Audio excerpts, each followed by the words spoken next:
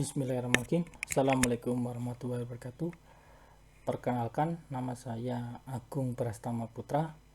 Untuk pertemuan pertama hari ini tentang mata kuliah keamanan sistem informasi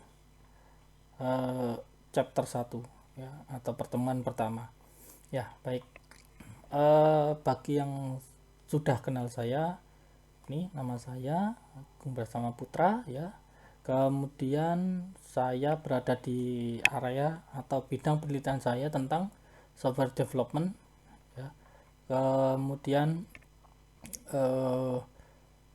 saya juga sebagai ini berada di dalam bidang minat atau lab solusi sistem informasi ya. Seperti itu. Ya, baik, untuk berikutnya ini adalah tentang apa yang akan saya bahas ya selama satu semester ini. Yang pertama hari ini pengantar mata kuliah KSI atau keamanan sistem informasi. Yang kedua ada aspek keamanan dan keamanan program ya, karena kalau Anda katakan keamanan sistem informasi itu hanya membahas tentang aplikasi atau membahas tentang jaringan, itu tidak kurang pas gitu ya, kurang pas atau kurang feel-nya kurang dapat gitu ya. Nah, ini nanti sampai ke ada keamanan database, maka dari itu di situ ada keamanan database ya. Anda tidak bisa menghilangkan yang namanya database ini ya. Kenapa? Karena database ini menyimpan informasi atau menyimpan data-data Anda gitu ya.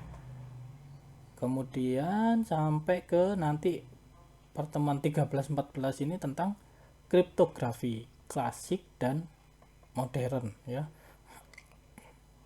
Kriptografi ini semacam penyandian seperti itu ya.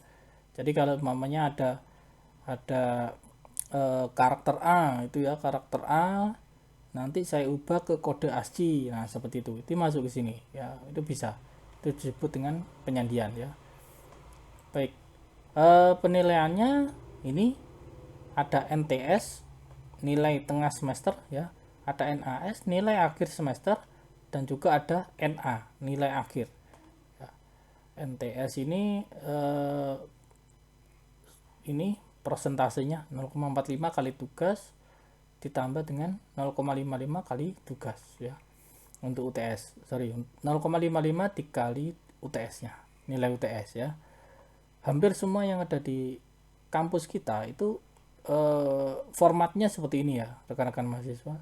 Jadi ini kalau Anda lihat ini poinnya ini ditambah ini nanti jadinya 100. Begitu pula dengan ini tambah ini nanti 100. Setelah itu dibagi dua ya. Hampir semua sistem penilaian di kampus kita itu seperti itu ya. Baik, untuk pustakanya Anda bisa ngambil di sini ya. Ini pustaka yang akan saya gunakan untuk pertemuan sekarang ini. Ini ada referensi lain dari artikel ya, atau referensi atau dari penulisnya adalah Prof. Eko Indrajit ya, tentang keamanan informasi dan internet. Seperti itu. Ya, baik, untuk pertemuan hari ini saya akan bahas tentang prinsip dasar ya, prinsip dasar tentang keamanan sistem informasi. Jadi dari pertama sudah langsung saya berikan kuncinya atau prinsip dasar dari KS itu apa sih? Ya ini ada 3 ini ya. Ada 3. Kerahasiaan, ketersediaan, dan keutuhan ya. Ini ketiganya ini tidak harus berurutan ya rekan-rekan sekalian. Jadi boleh kerahasiaan terlebih dahulu, kemudian baru tersedia, baru Anda mengamankan dari sisi ketersediaan data, kemudian Anda amankan dari keutuhan data ya. Nah seperti itu. Ini boleh dibolak-balik ya, mana terlebih dahulu, tergantung konteksnya ya, tergantung konteksnya. Jadi umpamanya Anda pengguna mobile banking seperti itu ya, mobile banking, sebelum Anda masuk atau melihat data Anda tersedia, apakah data Anda utuh ya, Anda kan harus melakukan ini dulu, kerahasiaan terlebih dahulu, yaitu apa? memasukkan username dan password ya. Bahkan kalau sekarang di m-banking itu ada penggunaan fingerprint ya untuk kuncinya, untuk kunci membuka passwordnya seperti itu. Ya, ini ada 3: kerahasiaan, ketersediaan, sama keutuhan ya. Ini boleh di bolak-balik seperti itu. Jadi prinsip-prinsip di atas ini tergantung pengaplikasiannya ya, dan konteksnya. Tidak harus Pak apakah yang nomor 1 itu harus kerahasiaan, tidak harus seperti itu ya, tergantung pengaplikasiannya dan konteksnya masing-masing gitu ya. Baik, untuk prinsip dasarnya keamanan sistem informasi ya ada 3 itu ya, ada kerahasiaan, ada keutuhan, dan juga ada ketersediaan ya. Nah, ini untuk kerahasiaan ya. Apa sih yang dimaksud dengan kerahasiaan? Kerahasiaan ini berkaitan dengan mencegah ya. Jadi mencegah, jadi Anda harus bisa merahasiakan terhadap terhadap data-data yang bersifat sensitif ya. Kayak contoh ini biasanya paling sering ini, Anda ke ATM gitu ya, ada struk hasil printout dari ATM tersebut tidak kita sobek, tapi langsung aja kita lihat terus kita buang ya. Nah, jika ada orang lain melihat hal tersebut ya, dilihat saldo Anda, wah saldonya lumayan banyak ini, nah itu bisa jadi ini hal-hal yang negatif gitu, memicu hal-hal yang negatif ya. Alangkah lebih baiknya jika Anda ke ATM setelah ngambil uang, keluar struk ya, struk saldonya itu langsung di sobek-sobek seperti itu. Itu saran dari saya. Saya pun sampai sekarang melakukan hal itu ya, gitu. Terus yang kedua,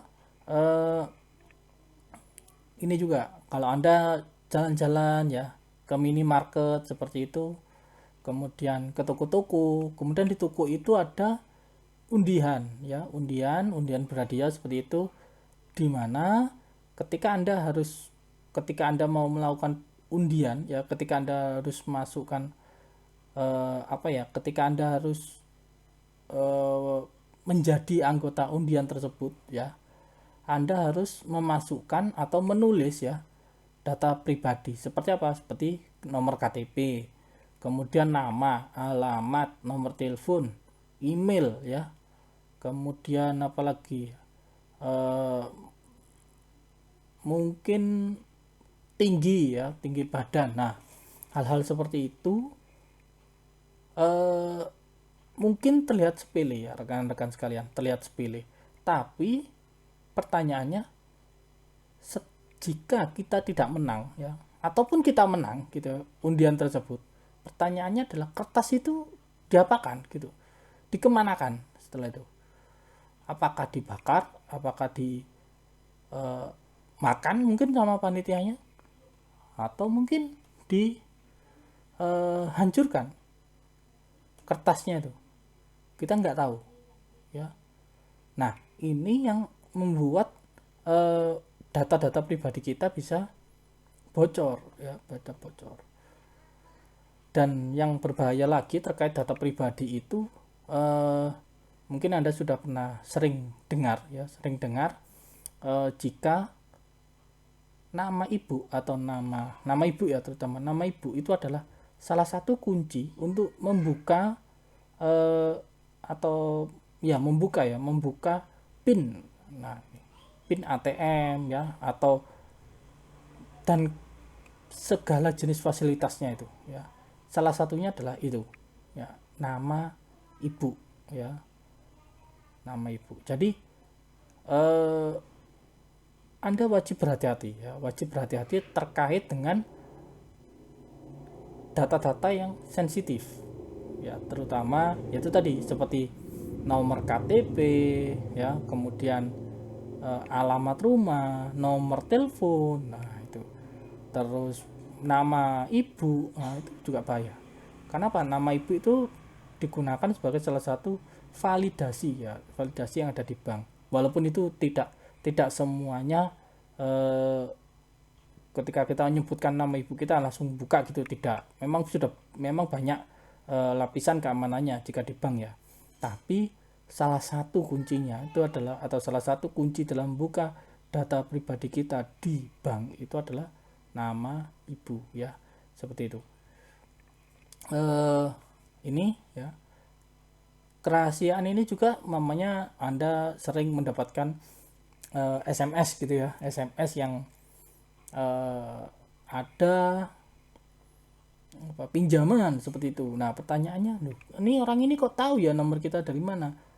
Nah bisa jadi ya ketika kita membeli pulsa ya, beli pulsa di counter itu bisa jadi ada orang yang sengaja memfoto data kita, kan itu kita tulis di buku ya, kita tulis di buku. Nah pertanyaannya, setelah itu bukunya ini dikemanakan ya, apakah dijual atau dibakar terlebih dahulu atau dihancurkan, kita nggak tahu gitu ya. Hal-hal seperti itu yang harus kita jaga, seperti itu ya rekan-rekan sekalian. Nah, itu untuk kerahasiaan ya. Untuk berikutnya itu adalah tentang keutuhan. Keutuhan ini ada 3 tujuannya ya. Yang pertama, pencegahan modifikasi informasi oleh pengguna yang tidak sah ya, pengguna tidak sah. Beberapa tahun yang lalu, mungkin sampai sekarang ada gitu ya, ada jadi dari apa itu, pemilu ya, data pemilu itu logo dari partai politiknya itu diubah sama seseorang gitu ya, diubah kemudian diganti menjadi gambar yang lucu-lucu seperti itu. Nah ini ya, dia pengguna yang tidak sah ya, tapi dia bisa memodifikasi informasi. Yang kedua adalah pencegahan modifikasi informasi yang tidak sah, baik disengaja ataupun tidak sengaja oleh pengguna yang berwenang. Artinya penggunanya ini sah ya, penggunanya ini diakui oleh sistem ya. Anda login bisa ya, terus Anda ubah-ubah. Nah ini jangan sampai ya, ini pencegahan itu. Ini contohnya gimana yang poin 2? Poin 2 ini contohnya adalah jika ya Anda seumpamanya jadi gini. Biasanya mahasiswa itu sering melakukan, tidak sering juga sih. Ada sebagian mahasiswa itu yang malas untuk menginputkan data KRS ya, sehingga dia tanya ke teman yang satu paralel gitu, katakanlah saya Agung gitu ya, satu paralel dengan orang yang namanya Sani tadi, Sani. Nah Sani ini itu minta tolong ke saya, Agung saya minta tolong ya, KRS saya itu disamakan persis mata kuliahnya seperti yang kamu ambil. Oh iya, tapi saya kan nggak punya username password. Wah ini saya kasihkan username password saya. Nah ketika dikasihkan seperti itu ya, ini artinya adalah saya bisa masuk sebagai Sani tadi ya, bisa masuk sebagai Sani, dan juga saya masukkan data-datanya itu atas nama Sani, padahal yang melakukan itu saya ya. Ya kalau positive thinking ke sesama teman ya nggak masalah, tapi jika ada sesuatu hal ya antara saya dengan Sani ya, saya kan sudah pegang username passwordnya, siamiknya atau KRS-nya si Sani ini ya, saya bisa menghapus data kuliahnya seperti itu. Nah ini yang wajib Anda jaga ya, jangan sampai sekarang Anda obral ya, istilahnya Anda obral data pribadi, kemudian Anda obral username password. Nah ini ya, jangan sampai. Bahkan ada beberapa teknik mencuri username password itu dengan lirikan gitu ya, ya. Biasanya ini terjadi ketika kita di minimarket ya, kita membayar menggunakan kartu ATM ya, nanti itu kan kita diharuskan ngisi PIN ya. Nah maka dari itu biasanya kita disarankan untuk menutup supaya tidak terlihat oleh orang yang ada di belakang kita atau orang yang ada di depan kita, seperti itu ya. Nah ini ya poin 2. Untuk yang ketiga ini adalah menjaga konsistensi internal dan eksternal. Internal maksudnya adalah memastikan data internal tetap sesuai, dan eksternal ini adalah memastikan data yang tersimpan sudah sesuai pada kenyataannya. Kayak contohnya adalah ketika data keuangan saya internal ya, saya cek di kantor itu seumpamanya 100 juta seperti itu ya. Seumpamanya seperti itu ya, 100 juta. Sedangkan saya cek di web ya, saya ngecek untuk pemasukan keuangan tadi itu ternyata 50 juta. Nah, ini berarti tidak terjadi tidak ke konsistenan ya. Kalau memang di internal itu datanya adalah 50, ya di eksternal harusnya 50 juga, seperti itu ya. Jadi ada data yang internal ya, internal itu harus sesuai sama yang eksternal. Ya, ini contohnya mungkin Anda bisa seumpama ya Siamik gitu ya. Atau ini deh Sidos gitu ya. Nah, ini artinya kan bukan Sidos. Sisfo. Nah, ini sudah. Nah, ini. Jadi data yang ada di sini kan sesuai dengan yang ada di nah ini data eksternal ya, data yang dipublikasikan secara eksternal ya. Ini sesuai dengan data yang ada di internal ya. Jadi contohnya Pak Cahyo ini S1-nya di ITS, S2-nya di ITS ya. Itu baik di internal maupun yang ada di web sesuai. Ya itu artinya konsisten. Ya, jangan sampai nanti di eksternal atau di websitenya itu ditulis S2-nya dari ITS, sedangkan dari internal ya, dari dalam sendiri itu ternyata Pak Cahyo ini ditulis untuk lulusan UGM ya, atau lulusan ITB, seperti itu. Ini harus sesuai ya. Jadi data antara yang eksternal dengan data yang ada di internal itu harus sesuai ya. Itu untuk keutuhan ya, namanya keutuhan data. Baik, yang terakhir ketersediaan atau available ya, menjamin pengguna resmi sistem memiliki akses ya, mengakses yang tepat ya, dan tanpa gangguan ya, gangguan ke dalam sistem atau jaringan ya. Maksudnya adalah jangan sampai nanti ketika saya hari ini itu diberitahukan, Pak Agung, username password Anda adalah ABC ya. Terus saya coba, ternyata ketika saya coba masuk ke sistem ternyata passwordnya sudah diubah ya. Oh, Pak, sudah saya ubah barusan. Udah kok sudah diubah. Itu artinya datanya menjadi tidak utuh atau tidak tersedia ya, tidak ada tersedia tadi, username passwordnya tadi tidak tersedia kan, karena sudah diubah seperti itu ya.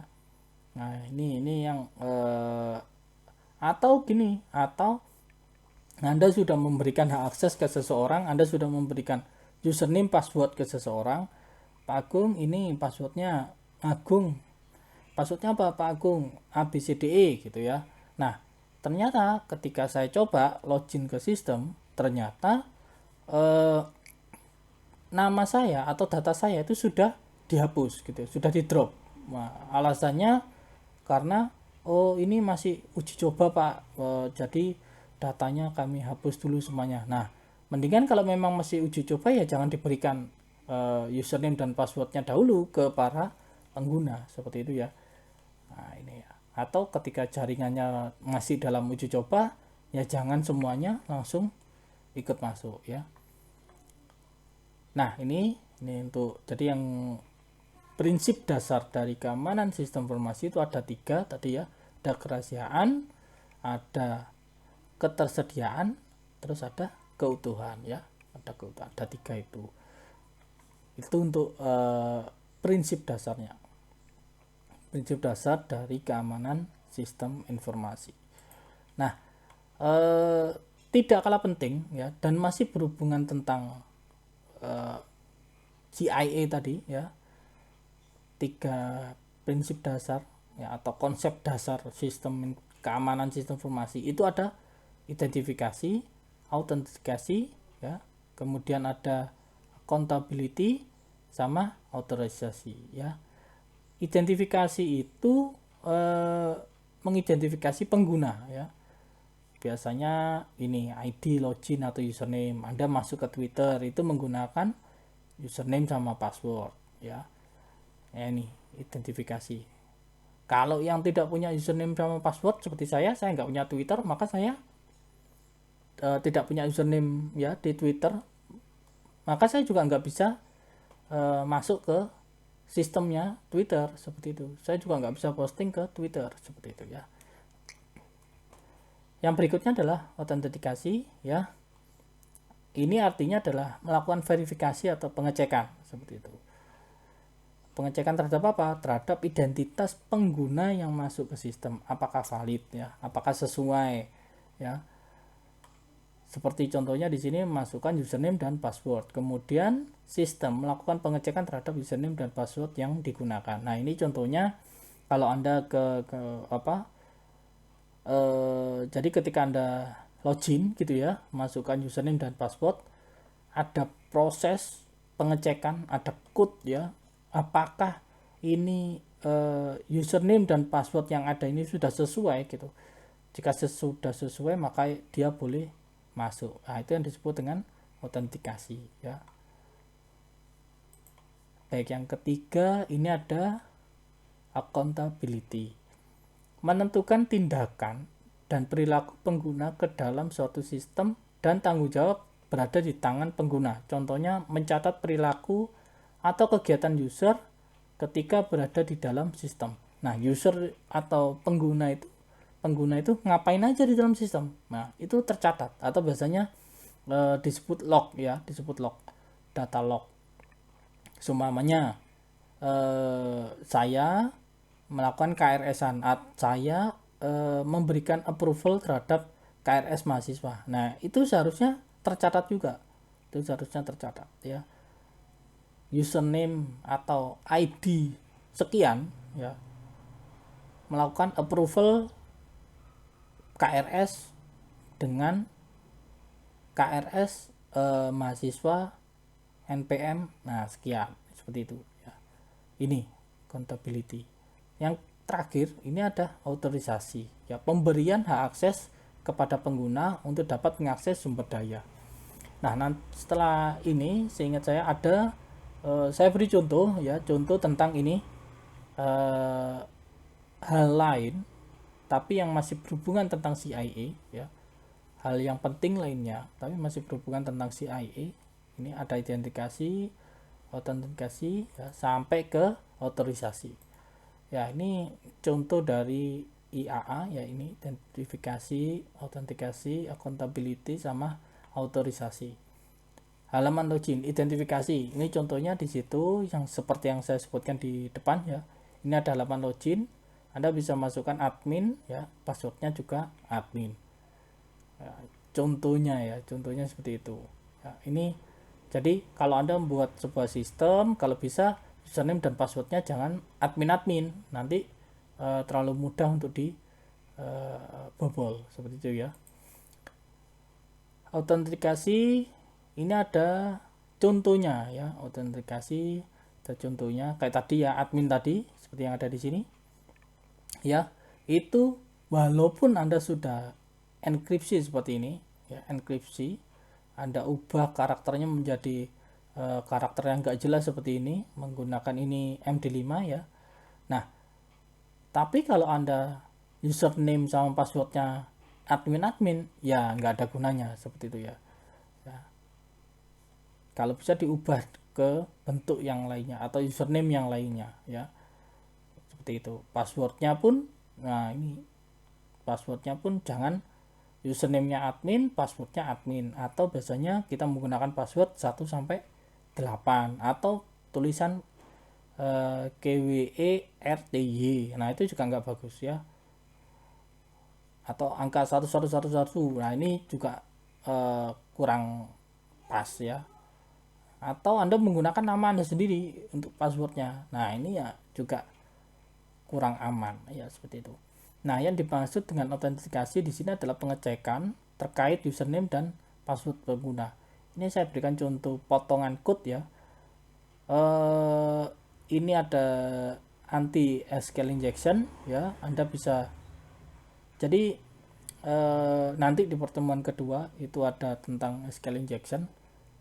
Kita coba gitu ya, kita coba untuk menembus aplikasi yang sudah saya buat sendiri seperti itu ya.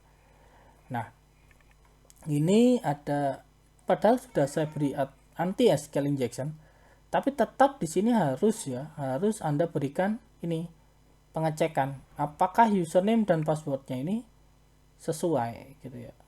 Jika sudah sesuai maka dia boleh masuk.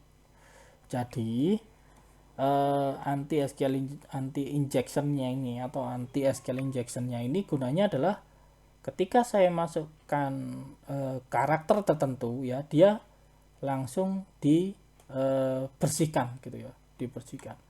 Yang tertinggal hanya password dan username saja gitu. Accountability ini yang seperti yang sudah saya sebutkan tadi ya, ini log ya, data log atau kegiatan saya ketika berada di dalam sistem. Ini kayak contohnya, ini tanggal sekian, tanggal 2 21 29 ya, ini saya login. Nah, nanti 2136 saya login lagi, 39 login. Nah ini ya, 2201 ini saya login. Nah, ini saya login tok terus saya logout, login terus logout seperti itu ya. Nah, tanggal ini ya, ID 14 atau tanggal ini, tanggal 3 ya, tanggal 3 bulan 5 ini saya aktivitasnya apa? Nah, ini ada pendaftaran baru ya, gitu. Mendaftarkan user baru. Nah, ini yang disebut dengan accountability. Maksudnya adalah tercatat semua kegiatan user di dalam sistem itu tercatat seperti itu ya. Atau Anda bisa juga seperti ini. Ini contohnya ya. Saya berikan contoh kolom ADM, ini kolom ADM ya, digunakan untuk mencatat siapa yang masukkan data transaksi pembelian ya. Data pembelian. Ya. Nah, ini saya ulangi. Jadi untuk kolom ADM ya, ini digunakan untuk mencatat siapa yang masukkan data transaksi pembelian. Nah, kalau memang di situ, ini karena untuk uji coba ya, pas waktu itu saya masukkan karena sebagai super admin seperti itu, jadi ADM-nya ya isinya super ya. Jika kasir maka yang masukkan nanti akan tercatat di sini adalah kasir seperti itu ya. Ini saya share berbagi pengalaman. Jadi saya dulu pernah gitu ya, pernah ada seorang aplikasi saya, menggunakan aplikasi saya, kasir itu mengubah gitu ya, mengubah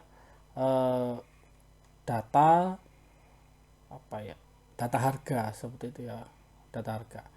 Sebetulnya sudah saya informasikan kepada pemilik gitu ya, bahwa kasir kalau bisa jangan diberi hak akses terkait hal itu, tapi pemilik memilih kalau terus kalau tidak kasir siapa, ya harus pemilik atau istilahnya manajer atau apa ya, istilahnya mandornya gitu ya. Jadi di tangan kanannya ya, tangan kanannya dari pimpinannya itu, sebelum pimpinan pusat itu bisa ke manajernya terlebih dahulu yang mengubah atau masukkan data harga tadi. Tapi ternyata pemiliknya atau manajernya tadi keberatan. Akhirnya aksesnya itu diberikan kepada ya, kasir ya. Ya, apa yang saya khawatirkan itu terjadi gitu ya. Kasirnya bisa mengubah. Untung aja pas waktu itu ini ada kolom yang namanya ADM di situ ya, ada kolom yang namanya ADM di situ. Saya cek karena memang pendapatan dari toko tersebut itu pemiliknya itu bilang, ini pendapatan saya kok berkurang ya, ini jangan-jangan aplikasinya yang salah ya. Itu ya, aplikasinya yang salah. Jadi ternyata ketika saya cek ada ini data yang tidak sesuai, yaitu terjadi ada perubahan data ya, tanggal yang sama, cuma beda jam. Nah, katakanlah pagi itu harganya 45.000, siang itu 55.000 untuk barang yang sama ya ini ya. Untuk barang yang sama harga pagi itu 45.000, harga siang barang yang sama tadi, katakanlah saya boleh bilang barangnya itu casing gitu ya, casing HP gitu semuanya. Harga pagi itu 45.000, harga siang 55.000, dan harga malam itu kembali lagi ke 45.000. Padahal di toko tersebut tidak menerapkan diskon yang fluktuatif seperti itu ya. Diskonnya tidak berupa kejadian seperti itu gitu, bukan berdasarkan pagi siang malam gitu ya. Diskonnya tidak seperti itu. Nah, akhirnya dari situ ketahuan siapa yang memasukkan atau yang manipulasi data tersebut gitu ya. ADM ini diisi ini ya, dari username-nya ya, dari username-nya seperti itu. Untuk otorisasi, contoh dari otorisasi ini contohnya ya, pemberian hak akses. Saya berikan contohnya di sini ada Agatha Christie ya, kemudian ada Agung PP, ada Joni Susilo. Unitnya Agatha Christie ini dari gudang gitu ya. Jadi setiap user yang ada di sini itu dia bisa mengakses ya, mengakses tampilan yang mana sih ya, atau diberikan hak akses untuk tampilan aplikasi yang mana sih. Nah, ini namanya otorisasi gitu ya. Kayak contohnya Agatha Christie ini dia bisa mengakses ya halaman atau mengakses tampilan aplikasi gudang ya, sama hotel. Agatha Christie tidak bisa dia mengakses FO karena tidak ada hak aksesnya, tidak diberikan hak akses seperti ini. Saya Gong PP ini unitnya IT, saya bisa mengakses FO sama sebagai administrator seperti itu ya. Joni Susilo dia unitnya adalah kasir, dia hanya bisa mengakses FO sama gudang. Nah, itu ya, itu yang dimaksud dengan memberikan otorisasi atau memberikan hak akses. Jadi tidak bisa Agatha Christie ini nanti mengakses FO seperti itu juga bisa ya. Itu di area otorisasinya. Ini juga bisa seperti ini ya, Anda memberikan hak akses yang sederhana seperti ini, jadi tidak hak aksesnya tidak berupa seperti ini ya, tapi Anda bisa langsung memberikan hak akses ke ini ya, ke di tabel ya, di tabelnya itu bisa langsung ya. Nah, jadi hak aksesnya apa, dia super admin, admin. Nah, ini ya, terus setelah itu tadi passwordnya agar ya, supaya seumpama nih ya, seumpama adminnya ini bisa mengakses database Anda, MySQL Anda, ketika dia lihat passwordnya, wah saya ingin akses, saya ingin masuk sebagai dona gitu ya, nanti saya bisa ngubah data harga seperti tadi. Ketika dia sudah melihat databasenya, passwordnya seperti ini ya, ini yang akan kesulitan seperti ya, walaupun dia seorang admin seperti itu ya. Ya, seperti itu. Ini untuk contoh dari ini IAA ya, contoh dari IAA-nya, identifikasi, autentikasi sampai ke accountability, terakhir adalah otorisasi ya. Nah, ini ada lingkaran keamanan gitu ya, lingkaran keamanan. Anda bisa menyebutnya lingkaran keamanan karena dia akan terus berputar di area situ ya, dan ini juga sama, tidak ada yang awalnya mana, tidak ada yang akhirnya yang mana ya. Yang pasti Anda harus secure dulu ya, secure dulu. Setelah itu secure ini berdasarkan ada policy-nya juga gitu ya, ada policy ya, ada policy. Seperti contohnya kalau sekarang Anda masuk gedung itu atau Anda masuk minimarket itu Anda harus dicek suhu terlebih dahulu. Nah, ini policy ya, security policy Setelah itu memonitor ya, monitor. Jadi setelah ada policy, security-nya bagaimana ya, kemudian dilakukan monitoring ya, dipantau gitu ya, dipantau bagaimana sih jika ada perubahan ya, perubahan terhadap organisasi atau perubahan terhadap pengguna ya, perilaku pengguna, itu bisa dimasukkan ke dalam security policy. Setelah itu diuji cobakan, coba sih kita coba ya, diberikan uji coba. Hasil dari uji coba ini memberikan kontribusi juga kepada security policy ya. Setelah itu digunakan juga ya, setelah hasil uji coba security policy ditingkatkan ya, keamanannya itu ditingkatkan ya. Dulu yang semula sebelumnya itu jika kita masuk ke sebuah sistem itu hanya username dan password, seperti yang saya bilang tadi, m-banking gitu ya. Dulu hanya username dan password, sekarang ditambahkan dengan fingerprint seperti itu ya. Nah, itu artinya diimprove ya, keamanannya ya ditingkatkan ya. Sebelumnya dites dulu pastinya ya, dites dulu dan dilakukan monitoring. Ini yang saya ambil dari buku kedua, ada di slide atas tadi, bisa Anda cek, Anda bisa baca-baca ya. Itulah yang disebut dengan lingkaran keamanan. Baik, gitu saja dari saya. Terima kasih rekan-rekan sekalian sudah melihat apa yang sudah saya paparkan. Terima kasih. Wassalamualaikum warahmatullahi wabarakatuh.